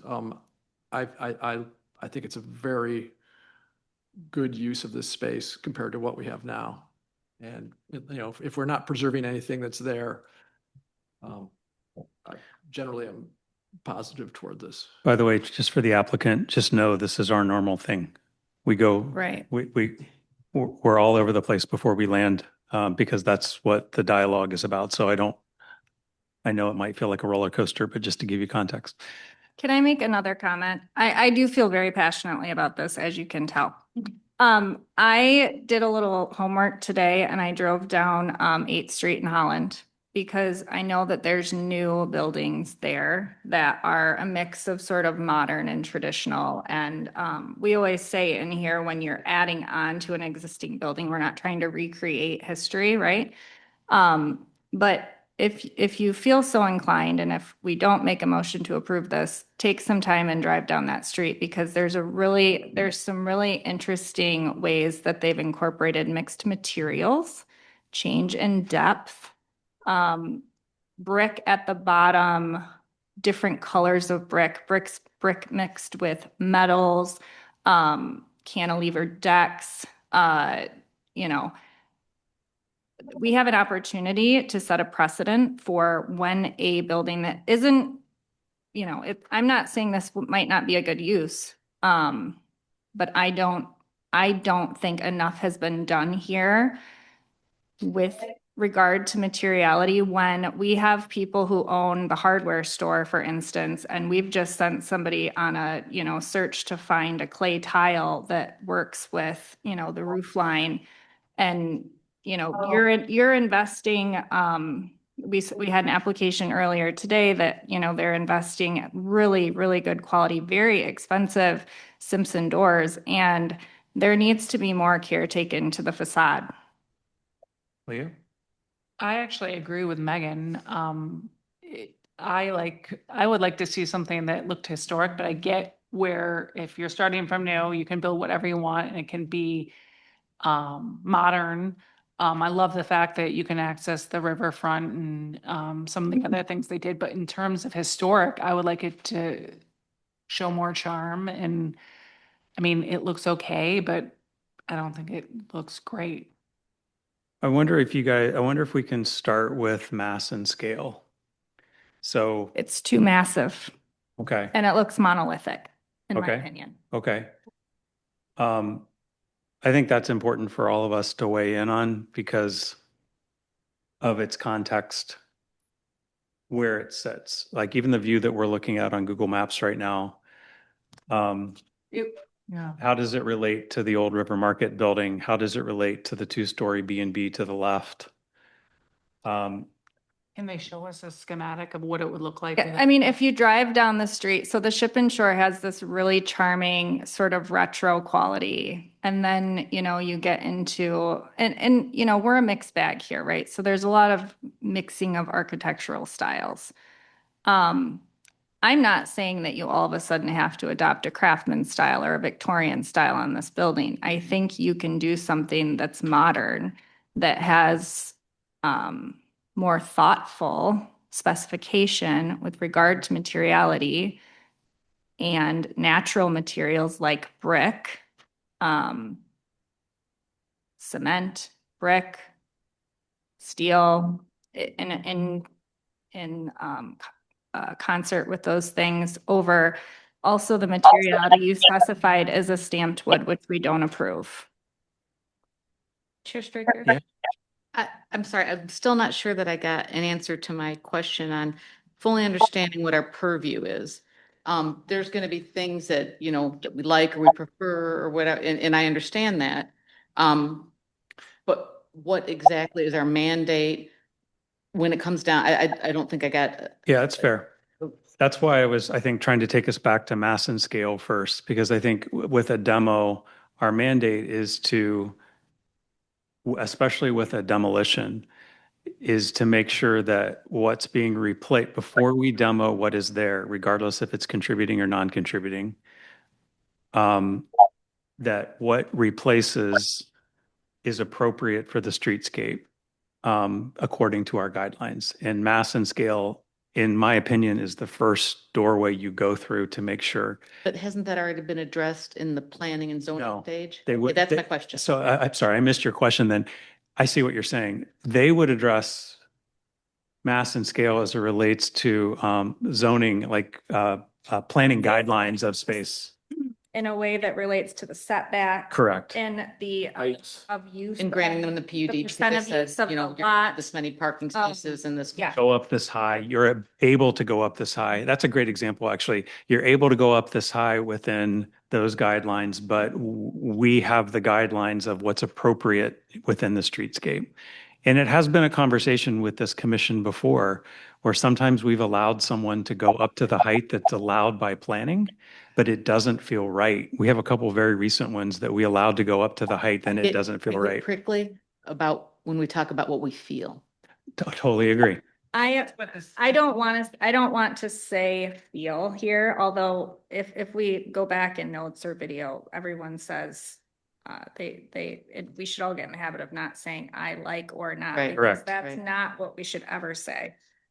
That's why when I started, I wanted to talk about what our purpose is. And so everything that I said, whether it's a strong, in my professional opinion and in my belief and adherence to our purpose, this to me is not a proposal that we can, in good faith, if we are adhering to our purpose, approve in this round. Now, will it get approved? Probably, but not the way it's submitted today. Can I keep going on your question? Please. If you go through the doorway of mass and scale first, and how does it fit in the streetscape, then I think it goes to interpretation of the guidelines in materiality and quality, and compatibility. And are you trying to create a sense of fake history, or are you trying to let it stand alone honestly? Like those kinds of questions. And that's where it kind of goes a little more into your concerns. But I want to make sure that distinction between what planning does and where we pick that ball up and go forward.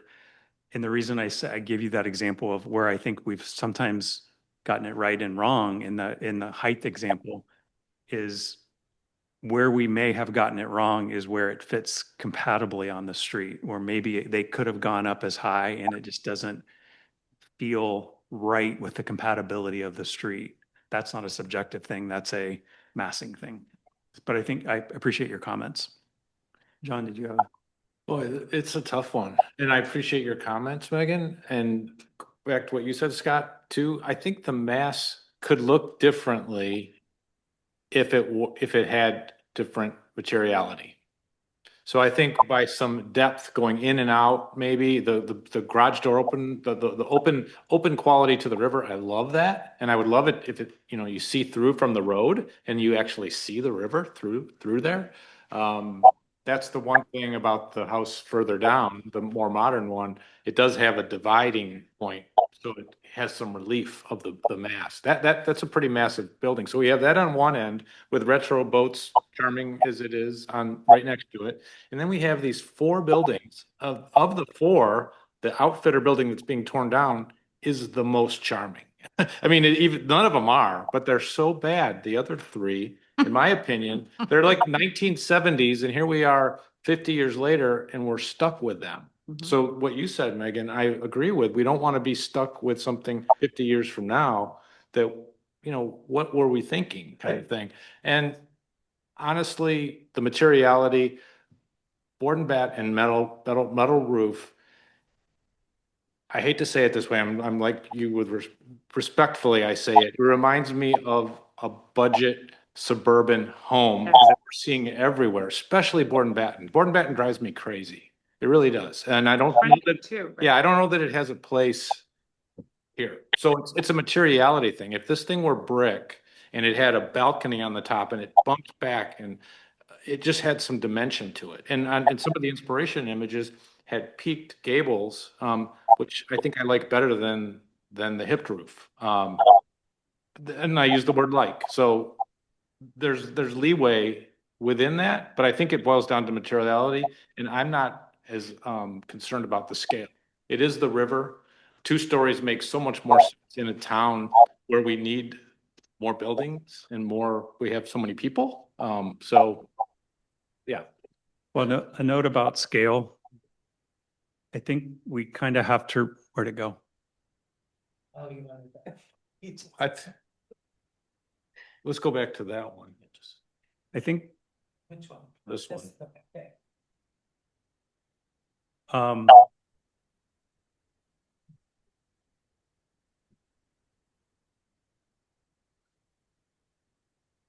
I lost my train of thought. Sorry. Maybe, Go ahead. maybe I can stimulate it, Chairman. There's 2 things that would help me.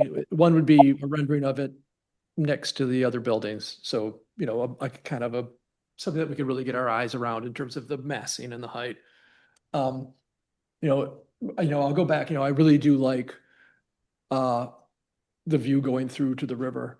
I've seen the kind of garage door treatment in other places, and I think, I'm a fan of it. The other renderings I would like to see aren't renderings, actually, they're photos. I would love to see some historic photos of that area, because if my memory serves from my limited knowledge of Saugatuck's history, from books and whatnot, that particular area of the river was, very much a working area.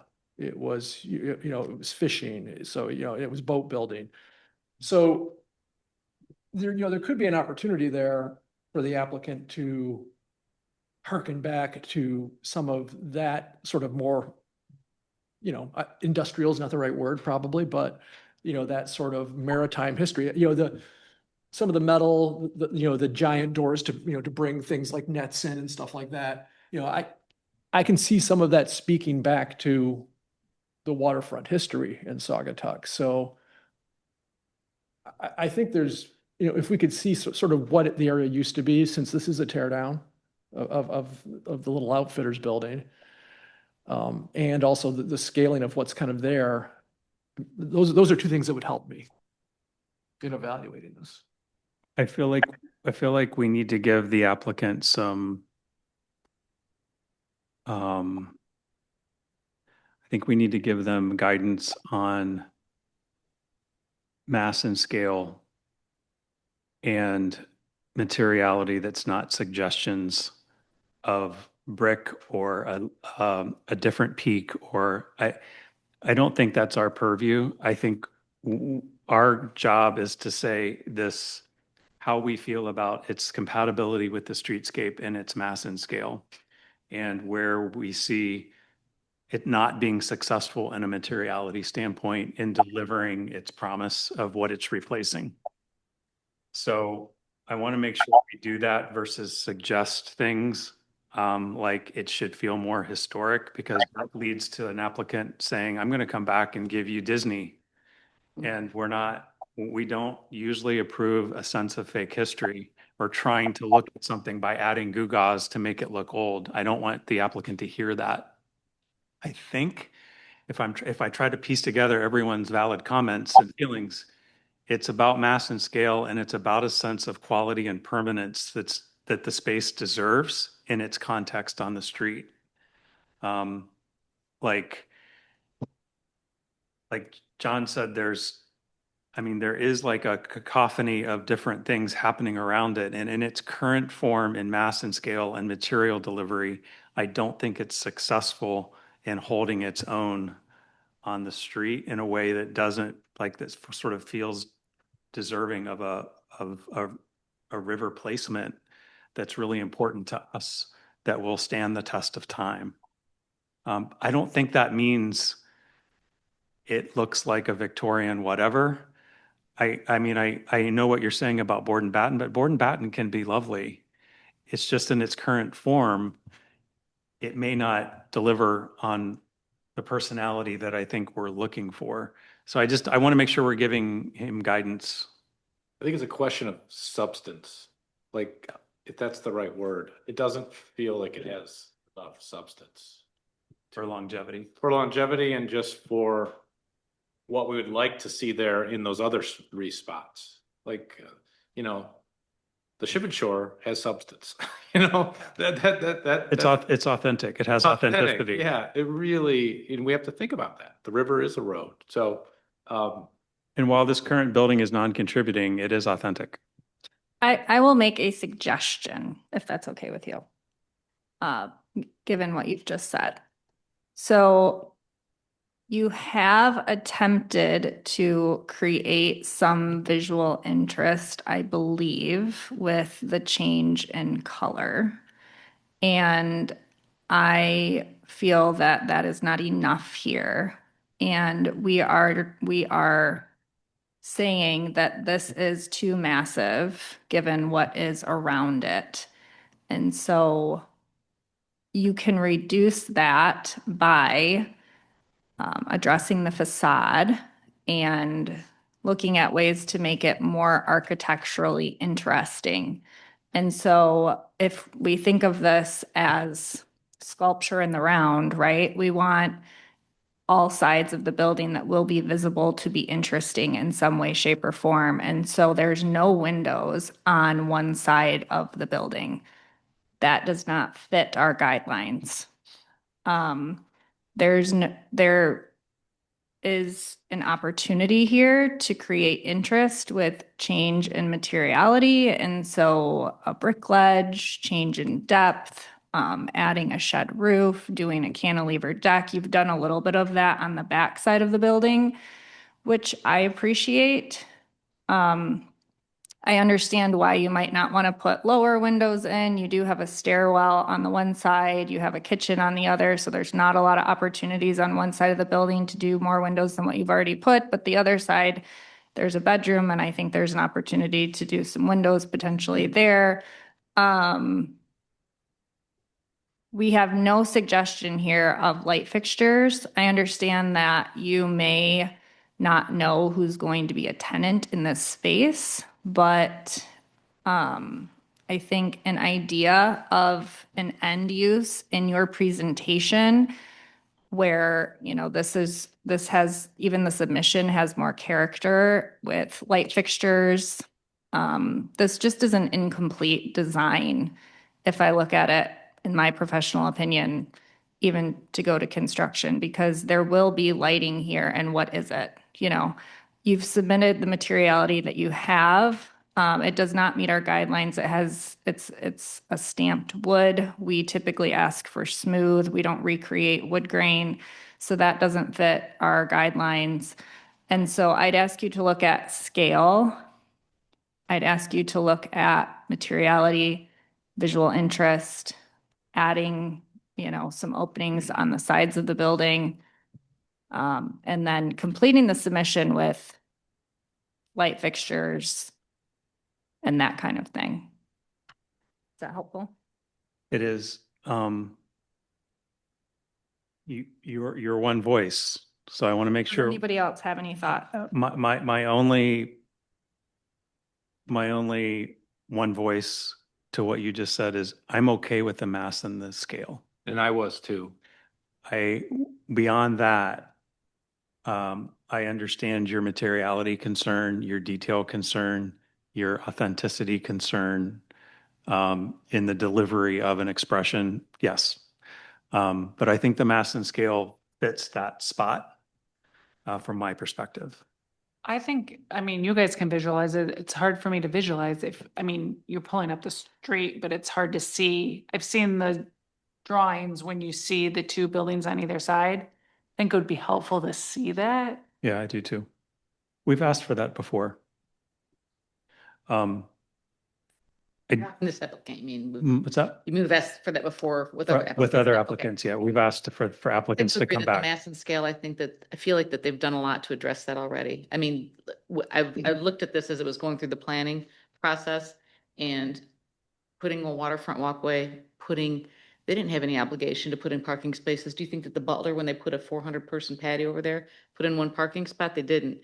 These guys gave them 4 parking spaces for 3 short-term rentals on top. We don't always get that here. We'll have people that have. But that doesn't I come within our understand. purview. That doesn't come under our purview. But I I know. do appreciate I'm that. saying though that when we talk about mass and scale, I feel like that they've addressed some of that they could put another short-term rental there, and instead they put 4 parking. Well, or they could have taken up the parking spot and put a clear space so you could see the river connecting, regardless, they could have used up the space, space. I guess is what you're saying, yeah. And it is a commercial property, so this is different than some things we look at with new builds in neighborhoods where there's a different conversation around how much of the space you're allowed to take up and what you do within that. Obviously, urban construction is a little more dense. But you haven't said anything, Evan. Yeah, Keith, you've been quiet. You're a guideline person too. I know you're deep in guidelines No, there, no, most I'm likely. listening. It's a little loud. It feels like it doesn't belong in that neighborhood. Now, the massing is, I'm not real good at making a call on that, but it should be a quiet, compatible structure as well, that it fits into the neighborhood. And right now, from just a sheer design standpoint, I don't know what it is. I know it's a commercial property, and I saw the down part, and I went, okay, that's really gonna work. But the upper, if you just chop that off and laid that down on the ground, made it 1 floor, it would look like, a motorhome that has some steps in it, and that's about it. Can I just ask commissioners to give like a reaction to this? Maybe it'll help the applicant a little bit, to Keith's point. So if this application had been same mass and scale, delivered in a glass and steel box, and was incredibly authentic, there's that. If it was a brick structure that drew its inspiration from a tanning, not a tanning salon, like a tannery. Yeah. A tannery or some sort of industrial building that had a point of view. Does that help describe like it can be anything. So I don't want the applicant to hear us say, add this, do this, I wish it had that. I think maybe the thing that's missing is a point of view or a reference that makes it, the mass and the scale have like confidence in itself. Yeah, that's that a really helpful? good point, because each of those things you mentioned are radically different from each other and from this. But they're unique and they're interesting and have substance, I think, because of the brick or the metal and the glass. There's Yeah. something about the materiality. It's funny for me is if I take my finger and cover the upper floor, the white part of it, and look at just the dark part with all the glass and the view of the river, you know, I do see potentially a historic connection to sort of the, you know, the working nature of the harbor, the, you know, the fishing, the boat building. I see those connections, and I also see then somewhat of a solution to the mass and scale part. I'm not saying it shouldn't have a second level. I mean, it clearly can. But they are very different. The top and the bottom are extremely different. And that's just an observation, but there's a lot I like about it, particularly the access to the river for folks and the viewing of the river from the road. I think those are great.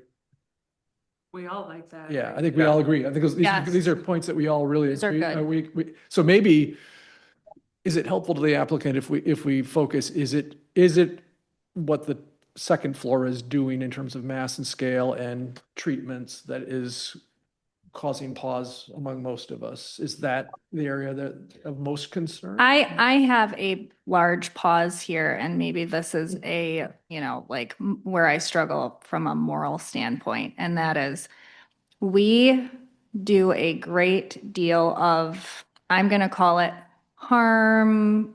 You know, we have pain points when we ask people that purchase existing buildings in this area to make large investments on small things because it's what's appropriate for this area and historically, and it's charming and it's better. I maybe have a different perspective because I've been in the residential building industry for 20 years, and I also look at many, many plans every single day for my job, and I look at costing. And this construction, what is presented here is the most inexpensive option right now today. And I am uncomfortable with us approving this because I don't ever want to arrive at a place where in this town, with what real estate prices are, that we are approving the most inexpensive option. It's like we're putting a Walmart you know, you look at Walloon Lake, you look at Harbor Springs, you look at Traverse City, and I'm not saying we are those places. However, our prices would show that they are. And so I have a moral problem with this, and I don't want to set a precedent here that now all of Saugatuck is this style of architecture and is this quality, because it's not consistent with what we ask other people to do. And I actually agree with everything you say. And when you buy a place in the historic district, you know that it has to go through approvals and it, you know, it's got to look a certain way. I think we probably want to vote to, or make a motion rather, to table this. This is where, even after all these years, I always help me a little bit on our procedure in terms of making a motion that to approve this where it may get denied versus making a motion to table it where the applicant can come back. Just want to use the language postpone. Postpone. Yep. And then it's really helpful if you can give them what they need to work on to bring back to you. One of those items that I'm hearing is perhaps a schematic image, and that I do want to mention that did come up in the planning commission meeting as well. So I think it would be helpful. Okay. Someone like to make that motion to postpone? I've already talked too much today. I'll make a motion to table the proposed structure at 640 Water Street with the request that the applicant come back with a schematic showing mass and scale with adjacent properties. Thank you. Is there a second? Second. Any discussion? I would only add to your motion, in addition to coming back with renderings to show scale to adjacent properties, that their next application or their next concept would address what they heard in our meeting tonight related to sense of quality and materiality, place, and architecture. That's good. Yep. All in favor signify by saying yes. Yes. Yes. Opposed? Okay. Thank you for working with us on this. We know we'll be able to work together to get you hopefully what you're looking for. Thank you. Last item on the agenda is election of 2026 officers. Who are we electing?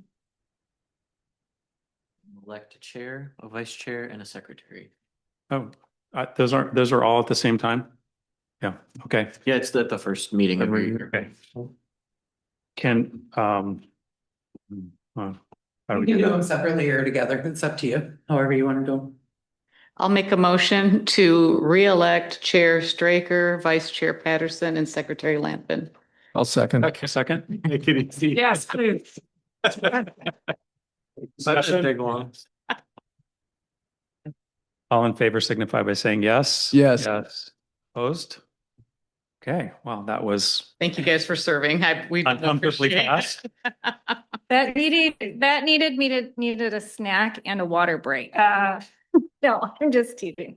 I asked for diapers. And You guys they are told gonna me. I saw this packet. After you in the future. Okay, we're still going. Oh, oh, So, Interesting. are there any administrative approvals? It's interesting.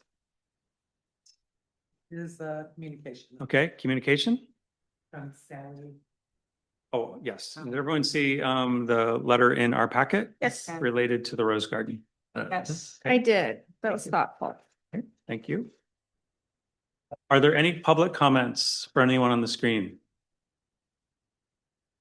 Okay, no one's there. Any commission comments? Just a question, this Lucy Street work that's going on, the structure and the building, is that just structural change, exterior, no embellishments, no other work? You know what I'm talking about? Right next to the realty office, We've approved after you make, it came through here? we approved that. Okay, Yeah, I missed it. but I don't know that. Are you monitoring Go it? take a don't plug. Yeah. Nothing. Yellow building? Okay, No, it's a ranch home. yeah, the ranch, Oh. looked like all Part of the the roof. Oh. structure's getting replaced. I just wonder what was going on. Yeah, it's a good reminder. That was before my time, I think. Yeah, it was a while ago. Any other commission comments? Do you have a motion to adjourn? Move to adjourn? Thank you. All in favor signify by saying yes. Yes. Yes. Thank you all. thank you. Thanks for the Yeah, special meeting. taking a